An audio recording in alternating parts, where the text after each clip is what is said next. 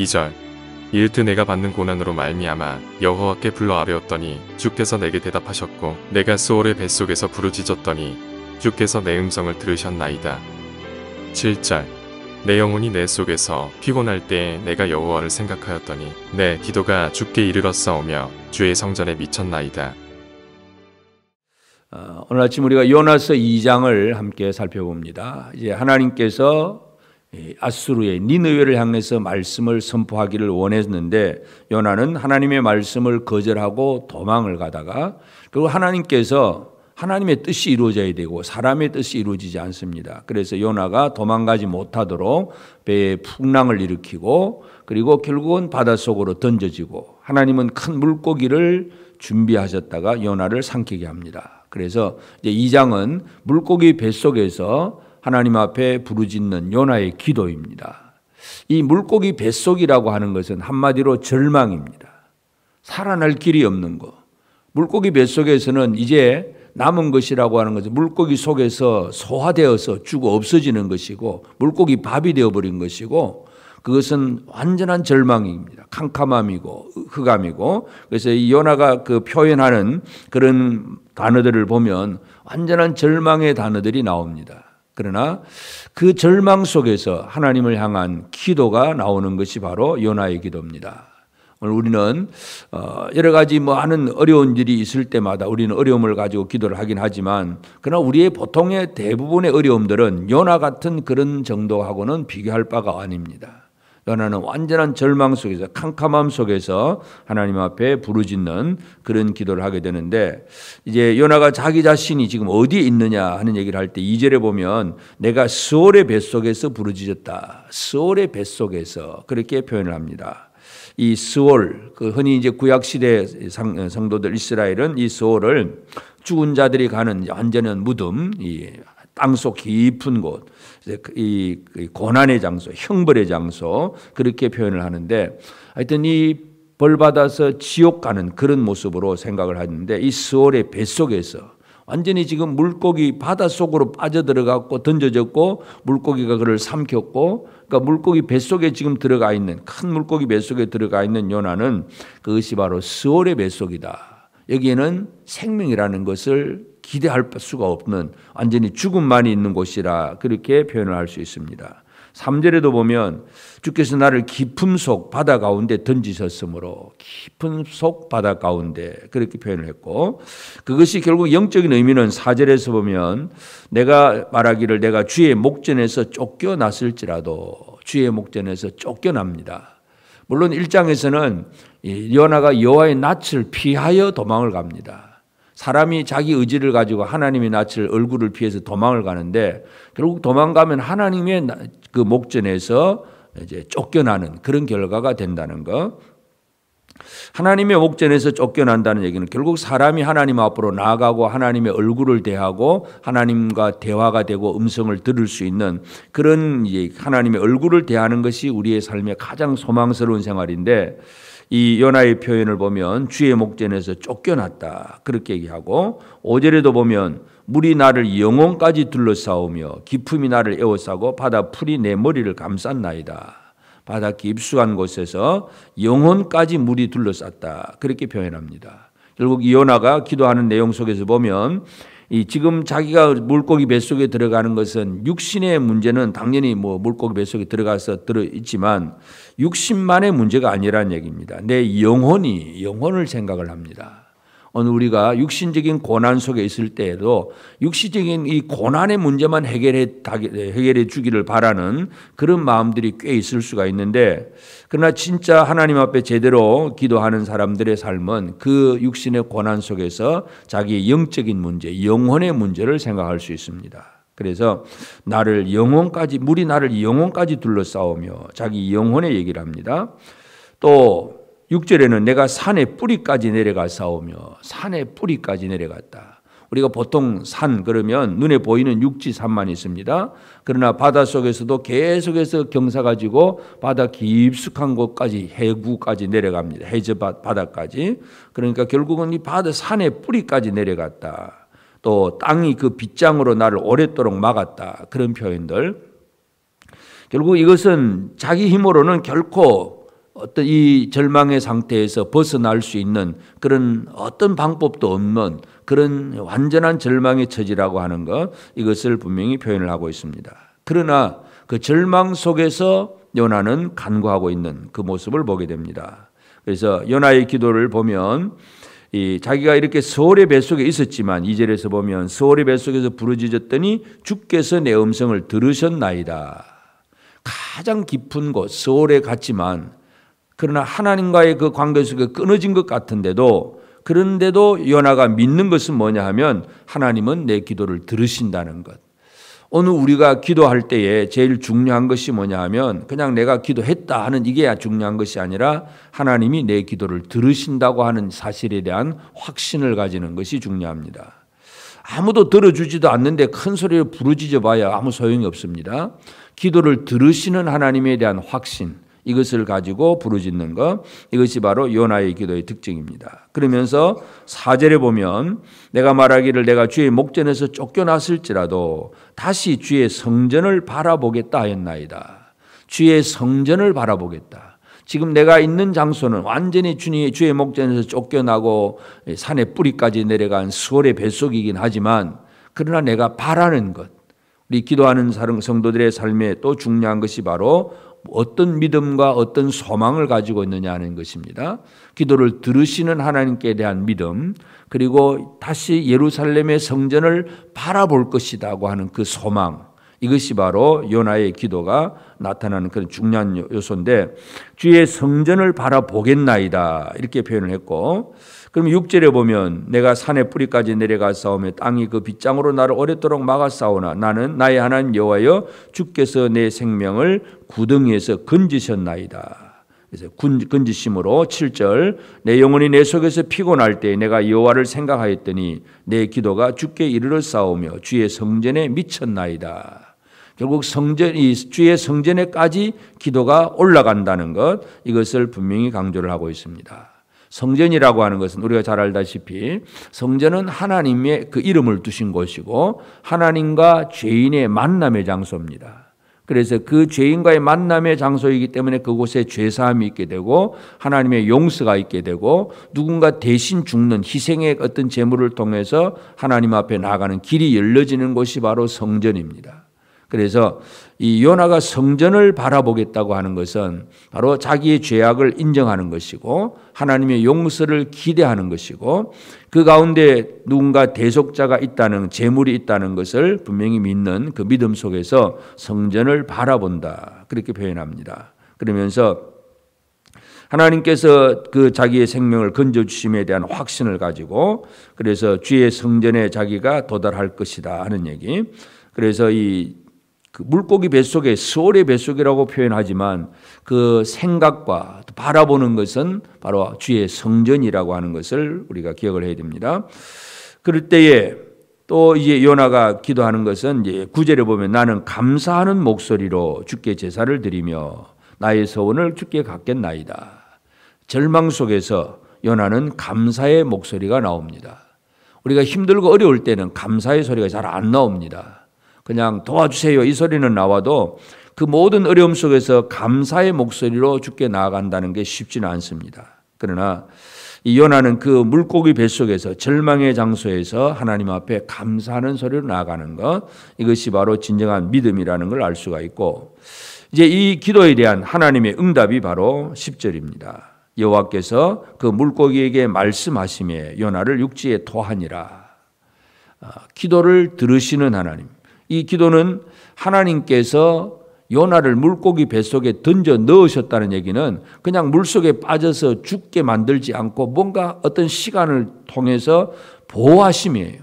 그리고 나중에는 하나님께서 결국은 요나를 니느웨로 보내시는 것이 하나님의 뜻이기 때문에 그 물고기 뱃속에서 아니면 물속에 빠져 들어가면서 이제는 죽었구나, 이게 아니라 이 고난의 과정을 통해서 하나님께서 나를 통해서 다시 니느웨로 가게 하신다는 그 사실, 하나님의 뜻 가운데서 이루어지는 기도라고 하는 것을 알 수가 있습니다. 그래서 우리의 기도가 이와 같은 하나님의 뜻을 알고 그 안에서 우리의 잘못도 뉘우치기도 하고 부르짖기도 하는 그런 기도가 이루어지는 것이 중요합니다. 그래서 이제 요나가 이제 요나서를 기록한 사람은 요나 자신입니다. 그래서 요나가 기록을 하면서 여호와께서 그 물고기에게 말씀하심에 요나를 육지에 토하니라. 자기가 육지에 토해지는 것이 무엇 때문에 이루어졌는가를 정확하게 기록을 합니다. 여호와께서 물고기에게 말씀하심에. 이 얘기는 뭡니까? 물고기는 하나님의 말씀을 잘 듣고 있는구나. 나는 하나님의 말씀을 거역하고 내 마음 내 뜻대로 가다가 이렇게 고생했구나 하는 것에 대한 분명한 자기 죄악에 대한 확인이기도 하고 하나님의 구원의 은혜에 대한 그런 확인이기도 합니다. 그래서 오늘 우리는 이 요나서를 통해서 하나님께서는 이 이방인 아수르 니느웨라고 하는 그 아수르 사람들을 향한 하나님의 그 구원의 계획이 있다는 것을 가지고 요나에게 그 사명을 감당하게 하셨지만 요나는 자기 생각이 앞서고 그래서 말씀 안에서 도망하고 제멋대로 가다가 지금 이 심한 고난을 겪고 그 가운데서 이제 기도하는 것을 보게 됩니다. 하나님의 구원의 대상이 어디인가? 우리가 이것을 첫 번째 우리가 생각을 해야 됩니다. 그래서 하나님은 내가 원하는 사람을 구원하는 것이 아니라 하나님이 원하는 사람을 구원합니다. 요나가 불순종한 것은 저 아수르 사람들은 저 니느웨 성 사람들은 악한 사람들이고 우리 유다를 이스라엘을 괴롭힌 사람들인데 저 사람들은 구원받아서는 안 될 사람이라고 생각을 했기 때문에 말씀에 불순종하는 겁니다. 하나님의 구원의 대상은 얼마나 크고도 넓은지 그리고 이 요나서 2장을 통해서 하나님의 구원은 얼마나 깊은 데서도 사람을 건져내시는가 이걸 우리가 이해할 수 있습니다. 하나님은 절망 가운데 빠진 자들도 그들의 기도를 들으시고 응답하시는 하나님이십니다. 그리고 하나님의 구원의 근거는 뭐냐? 어떻게 무엇 때문에 구원할 수 있느냐? 결국은 사람들이 죄인들이 말씀을 듣고 믿음으로 회개하는 것. 이 회개가 구원의 근거입니다. 결국은 이제 4장까지 나가 보면 이 아수르의 니느웨 사람들도 진짜 하나님 앞에 회개함으로 하나님 앞에 구원을 얻게 되는데 요나의 회개, 요나의 믿음 이것이 바로 구원의 근거입니다. 하나님께서 요나의 지금 행동만 보면 바로 말 안 듣는 요나를 바로 죽여 벌하실 수 있는 하나님이시지만 그러나 그 요나를 회개하게 만드시는 하나님, 그 하나님을 향한 온전한 신앙이 다시금 회복되고 하나님의 뜻을 깨닫게 만들어 주어서 하나님은 모든 사람들을 구원하실 수 있는 하나님이라는 걸 깨닫게 되고 하나님은 말씀하신 대로 모든 것을 이루신다는 것을 분명히 보여주고 있습니다. 그래서 구원의 근거는 어떤 인간의 행동이 아니라 도덕적이고 윤리적인 행동이 아니라 하나님을 향한 온전한 믿음이 그리고 믿음에서 나오는 회개 이런 것들이 바로 구원의 근거라고 하는 것을 우리가 기억을 할 수 있고 구원하시는 하나님은 사람을 사용하시는데 물고기까지도 사용하십니다.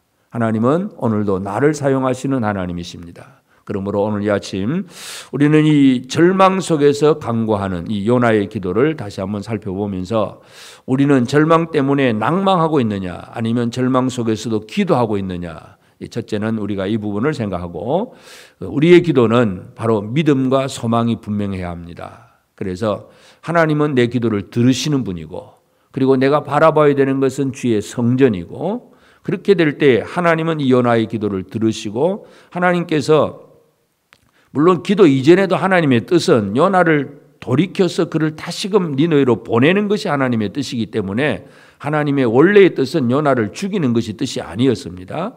그러나 그 과정 속에 이 절망이 있는 것이고 그걸 깨닫고 기도하는 요나가 참 온전한 믿음을 가진 사람이고 그래서 우리가 어떤 절망 속에 있다고 할지라도 하나님은 이 절망으로 나를 망하게 하시는 분이 아니라 이 절망 속에서도 나를 사용하시기 위해서 이 과정을 겪게 하신다는 걸 알게 되면 우리는 그 하나님께 믿음으로 기도해 나갈 수 있습니다. 그래서 이 절망 속에서 부르짖는 요나의 기도를 다시 한번 기억하면서 하나님은 많은 사람들이 구원받기를 원하고 계십니다. 모든 사람이 구원을 받으며 진리를 아는 데 이르기를 원하시는 하나님이시고 그 과정 속에서 요나 같은 사람 아니면 물고기, 큰 물고기 같은 이 물고기에게도 사용하셔서 그에게 물고기에게도 말씀하셔서 요나를 육지 가까이 토해 놓게 하시는 그 하나님이십니다. 오늘 그 하나님을 다시 한번 기억하면서 우리의 상황만 보고 두려워하고 염려하는 생활이 아니라 우리 기도를 들으시는 하나님, 우리에게 분명한 소망이 되시는 그리고 저희 주의 성전이 되어서 우리가 성전에 나아갈 수 있도록 하나님 앞으로 나아갈 수 있도록 길을 열어주시는 그 하나님 앞에 오늘도 힘써 기도하며 나아가는 우리 모두가 되고 하나님이 우리를 들어 사용하실 때에 말씀하신 대로 순종하면서 하나님의 뜻을 잘 이루어 나갈 수 있는 복된 우리 모든 성도들 꼭 되어지기를 주의 이름으로 축복합니다. 기도하십시다. 이제 오늘 받은 말씀으로 함께 기도하겠습니다. 우리에게 기도의 영을 충만하게 하셔서 캄캄한 절망 중에서도 두려워하지 않고 오직 주의 성전을 바라보며 기도할 줄 아는 사람이 되게 하옵소서. 바다의 물고기도 하나님의 말씀을 따라 요나를 삼키거나 토하기도 하는데 사람은 자기 생각대로 삽니다. 오직 주의 말씀에 순종하며 사는 삶이 되게 하옵소서.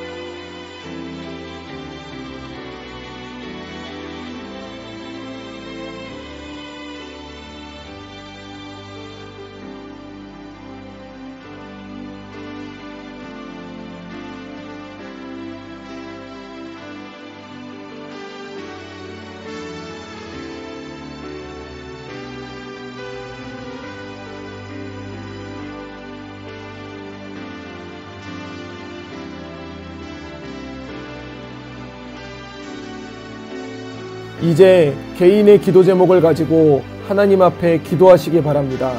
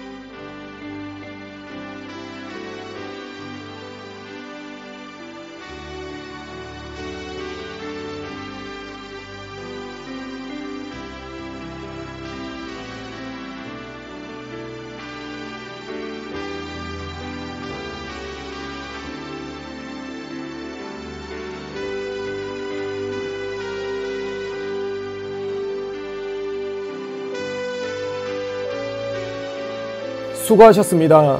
오늘도 하나님의 인도하심 가운데 승리의 하루를 보내시는 우리 재건부평교회 모든 성도님들이 되시기를 주님의 이름으로 축복합니다.